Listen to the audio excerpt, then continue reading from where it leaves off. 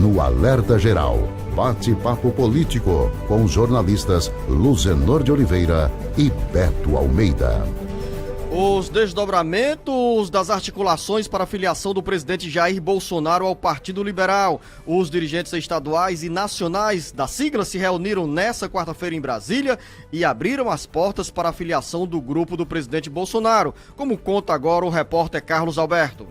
Os presidentes dos diretórios estaduais do Partido Liberal decidiram delegar carta branca para o presidente nacional da legenda, Valdemar Costa Neto, no curso das negociações relacionadas à sucessão presidencial, inclusive no que diz respeito à filiação do presidente da República, Jair Bolsonaro, à legenda liberal. O encontro, realizado nesta quarta-feira em Brasília, foi marcado pelo clima de conciliação.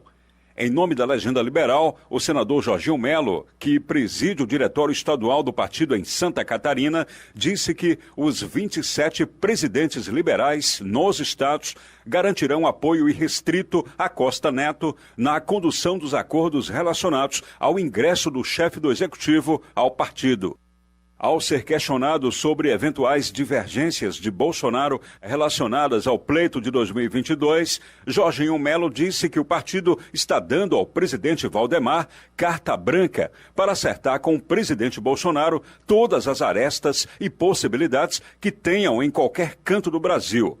Jorginho Melo terminou dizendo que, abre aspas, não terá nenhum governador, senador que não esteja alinhado com o presidente Bolsonaro, fecha aspas.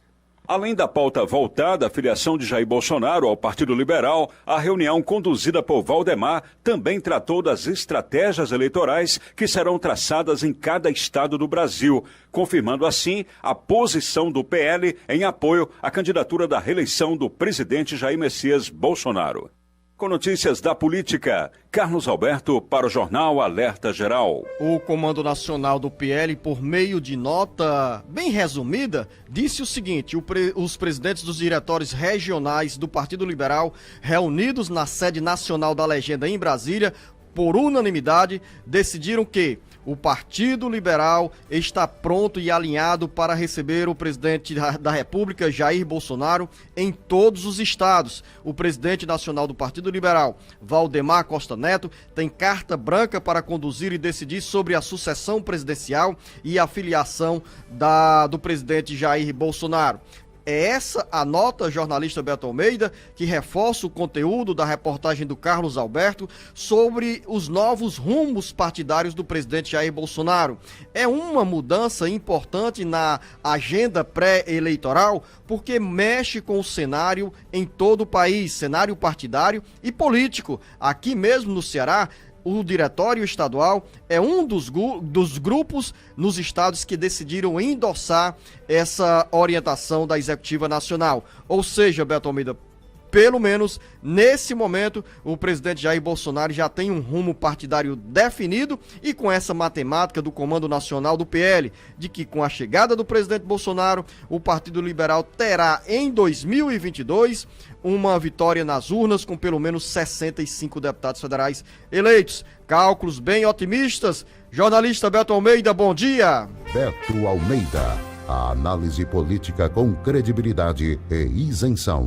Bom dia, Luzenor. Bom dia aos nossos ouvintes novamente. Olha só, Luzenor, é um gesto dado aí pelo Comando Nacional do Partido, PL, de que está pronto de fato para ceder, inclusive em estados em que o PL já vinha negociando apoios e que são considerados prioritários para o governo, para o presidente Bolsonaro. Estados prioritários que eu falo, por exemplo, como São Paulo, em que o PL já vinha acertando o apoio ao Rodrigo Garcia, que é do PSDB de São Paulo, é o atual vice-governador do Dória, e na expectativa, claro, de que o Dória saia candidato à presidência da República, ele, Rodrigo Garcia, sairá disputando ao governo do estado com o apoio até então do PL. E o próprio Luzenor, Valdemar Costa Neto, já disse o seguinte, que com relação a São Paulo, ampliando mais ainda esse gesto, ele fará de tudo para colocar à disposição o apoio do PL lá em São Paulo. Não é por outra coisa não. Aí entra o pragmatismo. O próprio Valdemar Costa Neto já vinha avaliando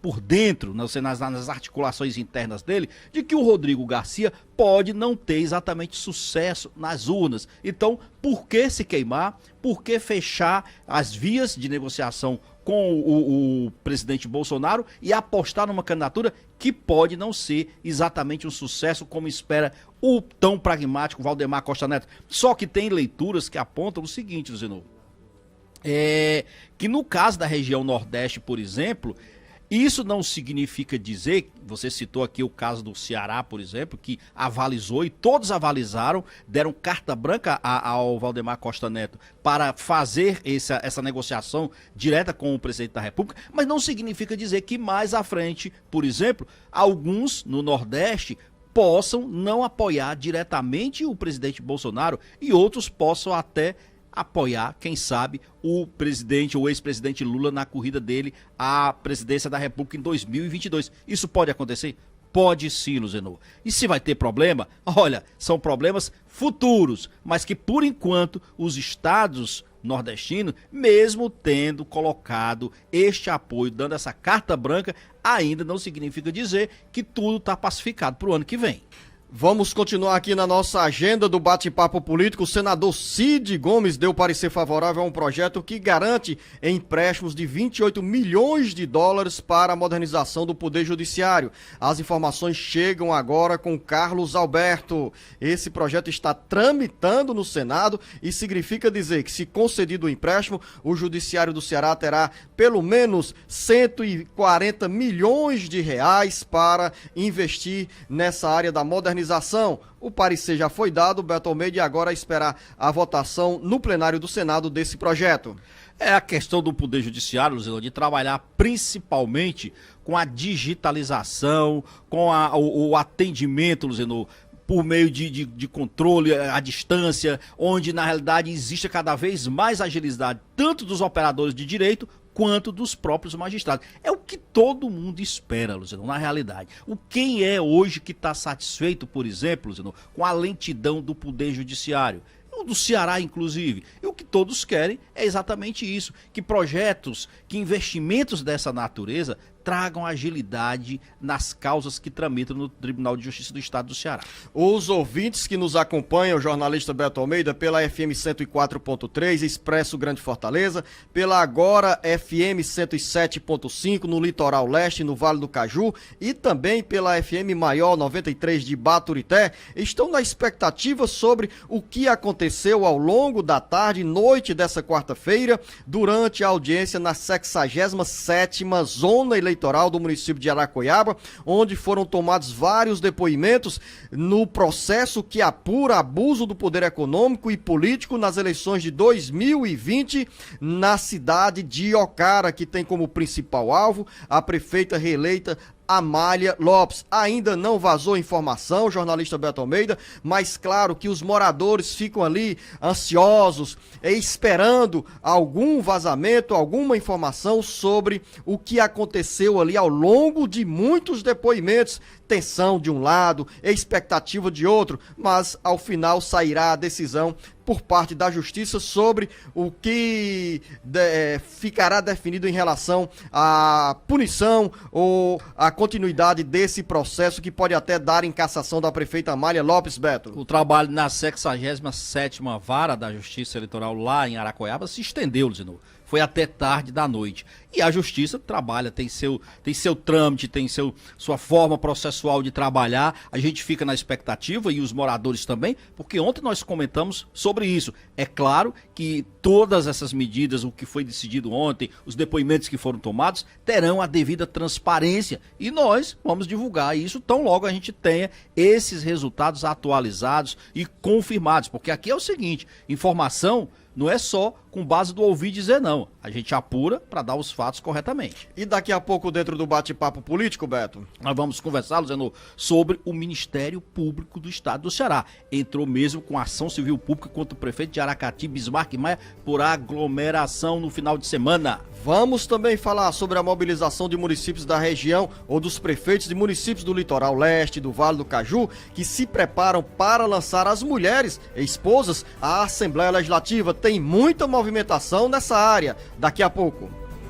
Os moradores de Itauá, na região dos Inhamuns, esperam obras com o dinheiro liberado pelo governo federal por meio do orçamento secreto. De acordo com uma reportagem do jornal O Estado de São Paulo, Itauá é um dos municípios brasileiros que mais receberam dinheiro de emendas parlamentares apresentadas, nesse caso, pelo deputado federal Domingos Neto. São pelo menos 140 milhões de reais. E o assunto repercute no município de Itauá, como conta agora o nosso correspondente Alverne Lacerda.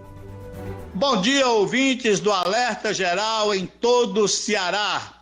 Foi de grande repercussão o comentário feito ontem no programa sobre a montanha de dinheiro que o município de Itauá recebeu do governo federal. Cerca de 140 milhões de reais que os habitantes de Itauá ainda não perceberam se esse dinheiro veio ou não para o município.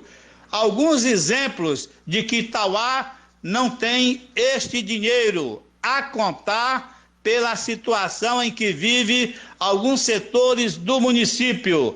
Por exemplo, na área da saúde, os PSF faltam médicos, dentistas e medicamentos. Há mais de 5 meses, a população clama por remédios de uso contínuo e não tem solução. Um exemplo bem patético é um caso aqui da Vila do Massapê, no distrito do Trici. Lá é curioso, tem o PSF, tem dentista, mas ele não pode atender a população porque não tem a cadeira odontológica. Diante disso, a população, quando precisa de um tratamento dentário, é obrigada a vir a Itauá. Na área de infraestrutura, em que pese o noticiário de que para cá vieram muitas máquinas via Codevasf, entre retros, motoniveladoras, a realidade aqui é diferente. Enquanto Parambu concluiu a recuperação de suas estradas ainda no mês de agosto, aqui em Itauá, ainda hoje não foi concluída a recuperação das estradas. Um exemplo é a comunidade Serra de São Domingos. Por lá ainda não há conclusão das estradas. E olha que já estamos na véspera do período chuvoso. Outro exemplo gritante é o aterro sanitário de Itauá, que há mais de 7 meses não tem uma máquina para fazer o manejo do lixo. Diante disso, a sujeira se espalha a mais de 10 quilômetros sem que haja qualquer providência. O aterro sanitário de Itauá deve ser o único no estado que não tem uma máquina para fazer o manejo dos resíduos sólidos. Alverne Lacerda, de Itauá, para o Alerta Geral. Só para reforçar aí essa matéria do Alverne Lacerda, eu estava vendo aqui uma matéria do jornal o Globo que diz aquilo, Zenô. Relator do orçamento mandou 146 milhões de reais para a cidade que elegeu a mãe dele. Itauá tem apenas 58 mil habitantes e recebeu 25 vezes mais que a média nacional. Ele indicou muito acima da média em emendas de relator. O município, cuja prefeita é Patrícia Guiar, mãe de Domingos Neto, que assumiu o cargo de relator, né, no ano passado, recebeu 146 milhões e a cidade que mais recebeu dinheiro com esse tipo de emenda em 2020. Com 58 mil habitantes, Itauá recebeu R$ 2.500 per capita, ou seja, por pessoa. A média nacional foi de R$ 107 por habitante. Proporcionalmente, foi a 7ª cidade mais beneficiada do país. Os dados são do Sistema Integrado de Administração Financeira, CIAF. Ou seja, dinheiro, de fato, que foi conseguido pelo deputado Domingos Domingos Neto. Não quer dizer, aqui, eu acho que o deputado tem que lutar mesmo. Ele tem que lutar para trazer recursos para a sua região. Agora, esses recursos têm que ser carreados em benefício da população. A expectativa ou o questionamento é mais nesse aspecto. Eu quero fazer uma pergunta, Beto. O jornal Estado de São Paulo trouxe essa informação, o jornal Globo também. Você fez referência aos dados oficiais do governo federal que dão indicação sobre a liberação desse dinheiro. E a pergunta é, esse dinheiro chegou nessa totalidade de 140 milhões de reais ao município de Itauá? Porque se tivesse chegado, Beto Almeida, eu tenho certeza que o morador de qualquer localidade iria, aqui é uma obra da prefeitura com esse dinheiro. É isso que eu estou questionando. O dinheiro chegou mesmo? A prefeita Patrícia Aguiar não se pronunciou como chegou esse dinheiro, se recebeu ou não? Pois é, ela não se pronunciou, mas aqui os dados são do CIAF mostrando que sim, que os dados, que a verba foi liberada, que o dinheiro foi conseguido, e como você sabe, Luciano, se o dinheiro foi liberado, dificilmente algum gestor vai dizer que não quer. Ele chegou. Agora, resta saber como é que ele está sendo aplicado, se está sendo aplicado por etapas, se está no caixa do município aguardando para ser desencadeado em projetos, para áreas específicas. É isso que precisa ser feito. E ainda sobre esse assunto, o presidente do Senado, Rodrigo Pacheco, o jornalista Beto Almeida, afirmou ao chefe do Supremo Tribunal Federal, ministro Luiz Fux, que o Congresso Nacional irá elaborar uma resolução para ampliar a transparência na execução em emendas de relator, que são justamente essas emendas ao chamado orçamento secreto, que ninguém sabe para onde vai, quem levou e como levou. Então é importante aí essa pressão após a decisão do próprio Supremo Tribunal Federal determinar que o Congresso Nacional suspendesse a liberação desse dinheiro. É interessante nesse caso para você, ouvinte internauta, entender que, por exemplo, o orçamento secreto criou um poder paralelo ao poder executivo. O poder legislativo passou a ter essa força de liberar o dinheiro, se apropriou do para orçamento. Os municípios. Exatamente. E aí, Luciano, a proposta do presidente do Senado de melhorar a transparência, não é isso só que querem os 3 senadores que ontem estiveram reunidos, não. O Zé Aníbal do PSDB de São Paulo, Alessandro Vieira do Cidadania de Sergipe e Oriolvisto Guimarães do Podemos do Paraná. Eles querem mesmo extinguir, acabar com as emendas de relator que tiveram o pagamento suspenso por determinação do Supremo Tribunal Federal. E olha, já conta inclusive com o apoio do governo federal, do governo do presidente Bolsonaro, diante da má repercussão que isso vem causando. Eles consideram, o termo que eles usaram, tá? O orçamento secreto, do jeito que está, é uma barbárie. Beto, mas ao mesmo tempo o próprio senador Rodrigo Pacheco disse que o objetivo dessa articulação é aprovar uma norma para destravar o orçamento público e afirmou que há pelo menos 8 bilhões de reais que estão parados devido à decisão do Supremo Tribunal Federal de suspender a execução dessas emendas. Vamos mudar de assunto, Beto? Eu quero só dizer uma coisa, mas é simples. Tudo bem, eu pedi para mudar de assunto porque daqui a pouco você vai dizer que o tempo acabou e você não falou o que queria. Rapaz, eu acho engraçado o discurso, né? O maneirismo que se usa para destravar. Na realidade, a própria ministra Rosa Weber já deu a dica para destravar.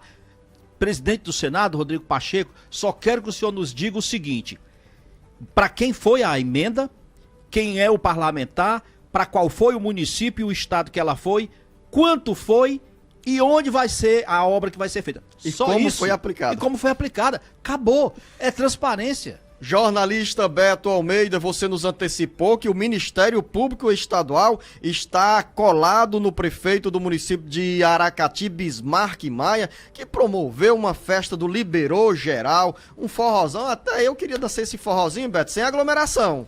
Pois é, dançar forró você pode à vontade, agora não pode aglomerar, inclusive sem máscara, transgredir todas as normas sanitárias que ficaram acertadas previamente e que foram descumpridas durante o 4º Festival Gastronômico realizado pelo prefeito Bismarck Maia em Aracati. As fotos, os vídeos que circularam na internet levaram o Ministério Público Estadual a tomar um posicionamento. Foi uma verdadeira provocação na realidade. E não tinha como não reagir nisso. E o Ministério Público, então, foi para cima. Entrou com uma ação civil pública contra o prefeito Bismarck Maia, está pedindo uma multa de cara de R$500 mil e já também cobrando o seguinte, que fique estabelecido uma multa futura para qualquer outro ato público numa ação por danos coletivos que o prefeito Bismarck Maia venha a realizar no município, Luzenor, causando o tipo de aglomeração que foi causado durante esse feriadão da proclamação da República no fim de semana. Então, o próprio Ministério Público disse que um dia antes de iniciar as atividades, fez as recomendações, fez o alerta, determinou de como deveria ser feito o procedimento em relação ao comprometimento das normas de quem iria comparecer, e tudo isso foi virado às costas. O prefeito Bismarck Maia não deu a mínima para o Ministério Público, tentou, na realidade, desmoralizar o Ministério Público. Essa que é a verdade. E a gente sai de Aracati, Beto, pelos municípios do Litoral Leste, porque o nosso repórter Ednardo Lemos tem informações sobre o movimento dos prefeitos que querem eleger as esposas à Assembleia Legislativa. Chega, Ednardo Lemos.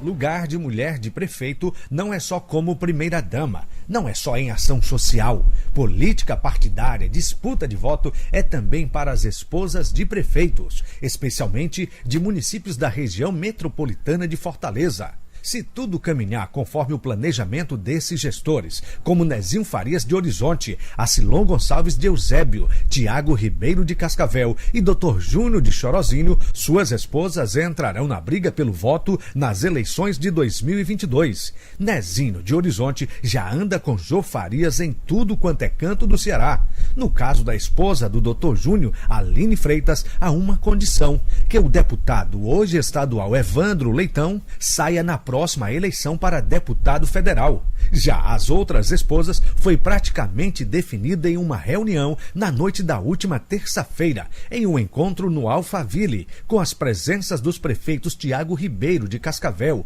prefeito licenciado de Itaitinga, Paulo César Feitosa, que poderá sair candidato a deputado estadual, Bruno Gonçalves e o prefeito anfitrião Acilon Gonçalves. O tema principal foi fortalecimento do partido nas eleições e as esposas de Tiago Ribeiro, Luana Régia, e de Acilon, Marta Gonçalves, saírem candidatas a deputadas estaduais. Se os ventos da política que vão e vêm não mudarem, todas essas primeiras damas sairão candidatas e disputarão o voto dos cearenses em 2022. Direto da Agora FM 107,5, Ednardo Lemos para o Jornal Alerta Geral. Nomes somente aqui no entorno da região metropolitana de Fortaleza, porque tem também mulheres, filhas de prefeitos, de prefeitas que tentarão em 2022 um mandato à Assembleia Legislativa. Olha, Luciano, tem um lado que a gente tem que verificar, que é o seguinte: as mulheres têm procurado, de fato, ampliar sua participação na política, nas casas legislativas, tem havido, inclusive, um incentivo para isso. É um fato. O outro é essa que a gente observa exatamente, que essa representação, ou essa tentativa de se ampliar a representação feminina, passa exatamente por políticos que já estão no cumprimento de seus mandatos, alguns bem tradicionais e que, na realidade, fazem uma extensão do seu mandato, ampliando esse apoio para as próprias esposas. Aqui vai uma questão, que é exatamente o seguinte, que é como se política fosse uma coisa meio hereditária, que vai passando de pai para filho, e nesse caso passando do marido para a esposa, ampliando os espaços de participação política. O prefeito Nezinho, por exemplo, era deputado estadual, deixou aqui o mandato para concorrer à Prefeitura de Horizonte, teve vitória, hoje é prefeito, mas já trabalha incessantemente na tentativa de eleger a mulher a deputada estadual para ocupar um espaço que era dele. E um espaço que era dele, Beto, mas que ao mesmo tempo hoje os municípios onde os eleitores apoiaram a candidatura do Nezinho Farias, por exemplo, estão cobrando e preocupados com essas eleições que estão se avizinhando, de não levarem à Assembleia Legislativa pessoas que querem exercer o mandato apenas pela metade, como foi o caso do prefeito de Horizonte, que foi votado em Chorozinho, em Cascavel, em Pacajus, nesses outros municípios municípios, né? E hoje os eleitores estão na orfandade desses deputados que se elegeram em 2018, em 2020, buscaram as prefeituras e essas cidades ficaram sem representação. Daí a preocupação dessa nova fase agora da eleição de 2022 para que os municípios não embarquem em projetos que não os contemplem depois com uma boa representação na Assembleia Legislativa. E aí a melhor saída, claro, é indicar as mulheres. Luzenor, não existe orfandade na política, eu parto desse pressuposto. Não existe vácuo na política, tá? Por maior liderança que você seja, você deixou aquele espaço, pode ter certeza, já vai ter outro para ocupar e as coisas se acomodam devidamente. Para finalizar, jornalista Beto Almeida, o nosso repórter Ednardo Lemos acaba de nos enviar uma mensagem em relação a essa audiência pública que aconteceu nessa quarta-feira na 67ª Zona Eleitoral do município de Aracoiaba, que apura as denúncias por abuso de poder econômico da então candidata e hoje prefeita do município de Ocara, Amália Lopes. A informação é de que uma nova audiência foi marcada para o dia 29, porque durante os depoimentos dessa quarta-feira surgiram citações de nomes de outras pessoas que podem testemunhar os supostos crimes eleitorais cometidos nas eleições de 2020 em Ocara. Fique atento, você ouvinte internauta, fique atenta, você ouvinte internauta da cidade de Ocara, porque por aqui você tem a informação sobre esse desdobramento do processo eleitoral. Né, Beto Almeida, final da nossa conversa aqui, registrar que nesse momento Fortaleza está sob uma nuvem de fumaça no bairro do Cocó, onde um incêndio começou por volta da meia-noite dessa quarta-feira e nesse momento a fumaça vai em direção a outras áreas da cidade de Fortaleza. A você, Beto Almeida, para quem nos acompanha pelas redes sociais, pode perceber aqui o nível da fumaça que sai do Parque do Cocó, ali na área da Aerolândia. Grande abraço, Beto Almeida, você, ouvinte internauta nosso, muito obrigado. Uma boa quinta-feira a todos. O Ceará, Brasil e mundo ligados no jornal Alerta Geral. Alerta Geral.